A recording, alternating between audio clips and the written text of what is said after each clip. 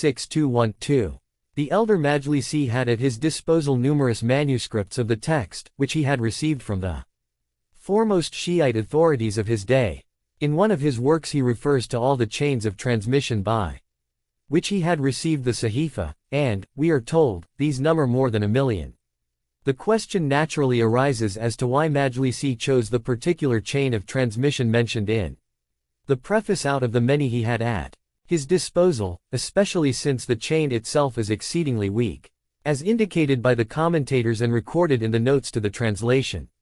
The reason for this seems to be the accuracy of this particular version going back to al-Shahid al-Awwal, as confirmed by another, special, route through which Majlisi received the Sahifa. This special route is worth mentioning in detail, since it provides a good example of the aura which has surrounded the text in Shiite circles. One day, lying in bed half asleep, Majlisi saw himself in the courtyard of the Atiq Mosque in Isfahan, and before him stood the Mahdi, the 12th Imam.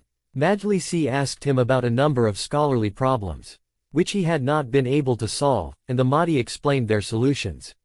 Then Majlisi asked him for a book which he could put into practice, and the Mahdi directed him to seek out Maulana Muhammad al-Taj. In his vision Majlisi found the book, and it appeared to be a book of supplications. Waking up, he saw that his hand was empty, and he wept until morning at his loss. At daybreak it occurred to him that perhaps the Mahdi had meant Sheikh Muhammad Mudaris, calling him by the title Taj, the crown, because he was so famous among the scholars. Hence he went to see Sheikh Muhammad, and, entering his circle, saw that he held a copy of the Sahifa in his hand.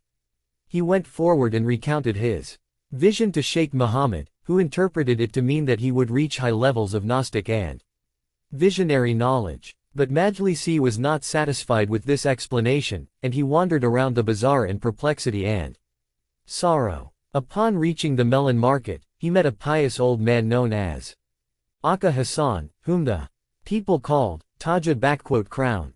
Majlisi greeted him, and Akka Hassan called to him and said that he had a number of books which were consecrated for religious purpose waqfi, but that he did not trust most of the students to put them to proper use. Come, he said, and take whichever of these books which you think you can put into practice. Entering Akka Hassan's library, Majlisi immediately saw the book he had seen in his dream, so he said, this is enough for me. It was a copy of the Sahifa. He then went back to Sheikh Muhammad and began collating his newly acquired copy with that of Sheikh Muhammad. Both of them had been made from the manuscript of al-Shahid al-Awwal. In short, Majlisi tells us that the authenticity of his copy of the Sahifa was confirmed by the Mahdi himself. At least 40 commentaries and glosses have been written on the Sahifa, mostly during the period extending from the Safavid era 907-1125-1502-1722 to the present. Among famous Safavid scholars who wrote commentaries are Sheikh I-Bahai, the philosopher Mir Damad circa 1040-1630, and the younger Majlisi. The most well-known of the commentaries is Riyad al-Salikin by al-Sa'id, Ali Khan al-Husayn al-Hassan al-Shirazi d. 1120-17089. Prayer in Islam. The Sahifa has been called a prayer manual, but this description may be misleading to Western readers not familiar with the different varieties of prayer in Islam. The best introduction to these, as well as to the contents of the Sahifa, is provided by Padwick's Muslim Devotions, which also analyzes the major themes common to all supplications and explains many of the important Arabic terms employed. Given the existence of Padwick's study, we can be excused for providing only a few comments to situate supplication in the larger context of Muslim prayer and to suggest the importance of the Sahifa for gaining an understanding of Islam as a religion. Prayer, in Islam, can be divided into obligatory and voluntary.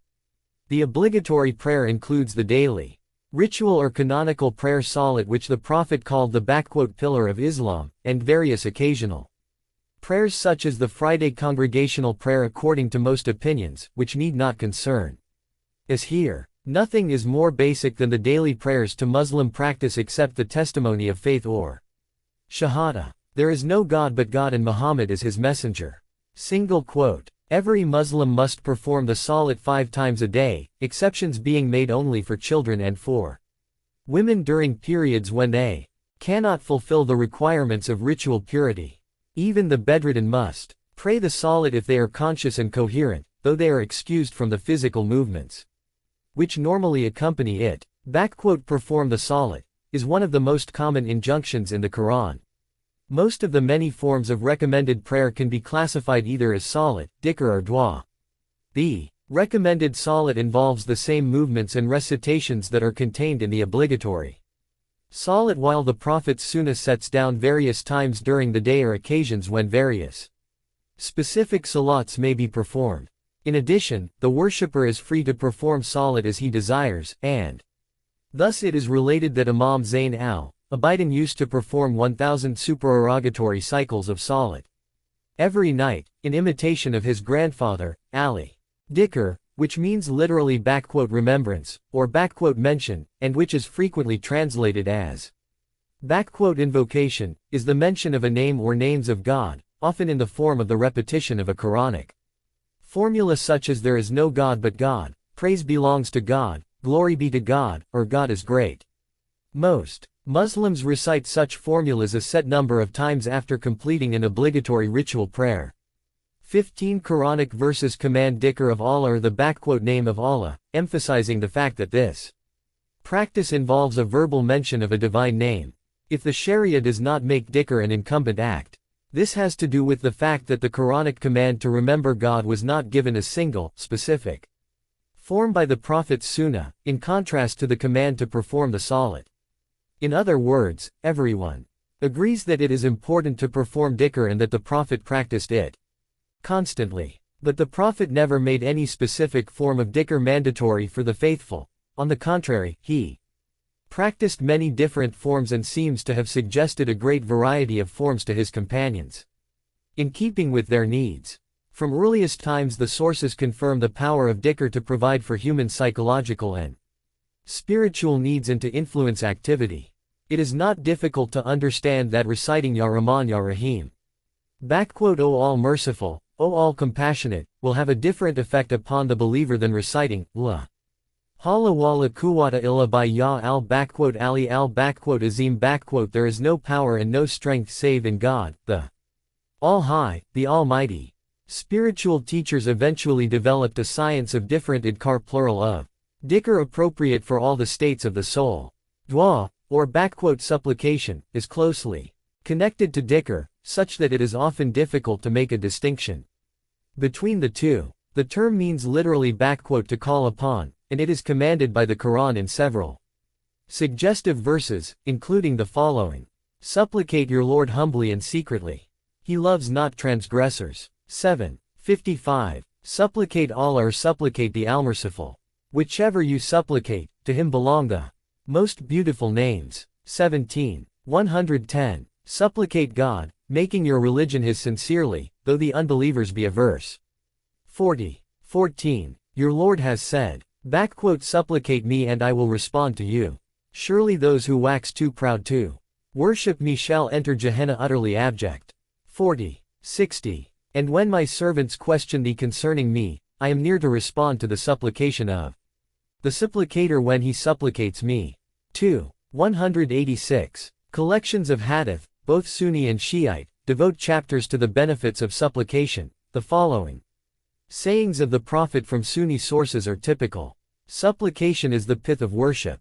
Tirmidhi. When one of you supplicates, he should not say, O God, forgive me if thou wilt, but he should be firm in his asking and make his desire great, for what God gives is nothing great for him. Muslim. God will respond to the servant as long as he does not supplicate for anything sinful or for breaking the ties of the womb, and as long as he does not ask for an immediate response. Muslim. Each of you should ask your Lord for all your needs. He should even ask him for the thong of his sandal when it breaks. Tirmidhi. Shiite sources provide some of the same sayings while adding